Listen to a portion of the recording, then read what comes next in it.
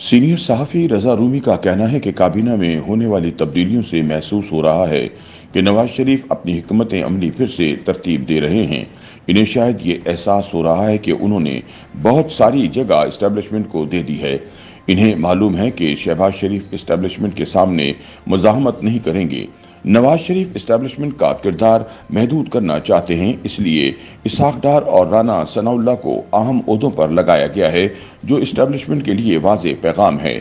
रज़ा रूमी के मुताबिक नून लीग के लिए दूसरा बड़ा खतरा पीपल्स पार्टी है, जो इस वक्त सबसे मजबूत पोजीशन में है। शहबाज शरीफ की निस्बत आसिफ अली जरदारी की नौकरी ज्यादा पक्की है। चेयरमैन सेनेट उनका है। पीपल्स पार्टी कार्ड इस्टेब्लिशमेंट के भी हाथ में है और पीटीआई के भी। मुस्तकबिल में किसी भी वक्त पीपल्स पार्टी हुकूमत में आ सकती है।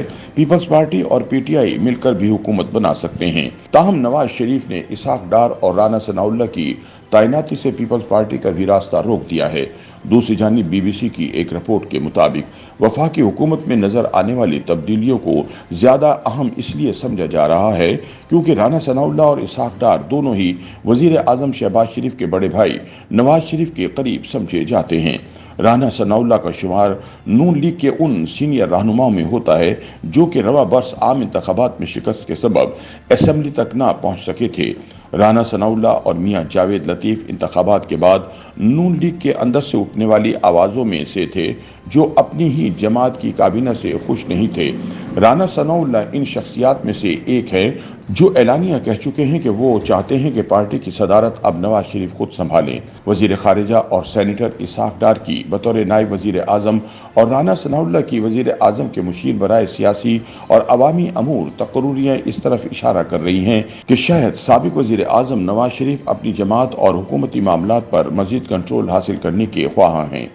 ख्याल रहे कि रवां बरस होने वाले इंतखाबात से कबल नून लीग की जानिब से कहा जा रहा था कि नवाज शरीफ चौथी मरतबा मुल्क के वजीर आजम बनेंगे, लेकिन इलेक्शन के नताइज के बाद ये राय आम हुई कि उन्होंने खुद ही वजारत उज़्मा से दूर रहने को तरजीह दी।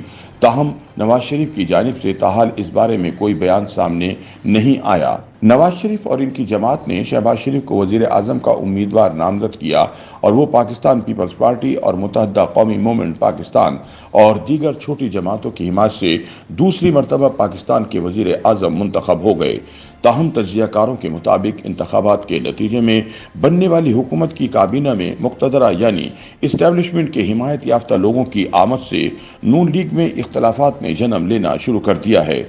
अगरचे नून लीग इसहाक डार की बतौर नायब वजीर आजम और राना सनाउल्लाह की वजीर आजम के मुशीर की तकर्रियों को मामूल की सरगर्मी करार दे रही है और कहा जा रहा है कि ये फैसले स्टेक होल्डर्स की मुशावरत से किए गए हैं।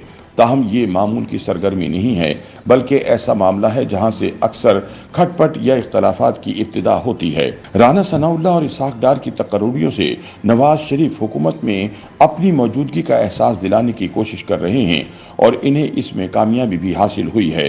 दूसरी जानिब नून लीग इस तासुर की तरदीद करती हुई नजर आती है कि जमात में कोई तकसीम पाई जाती है।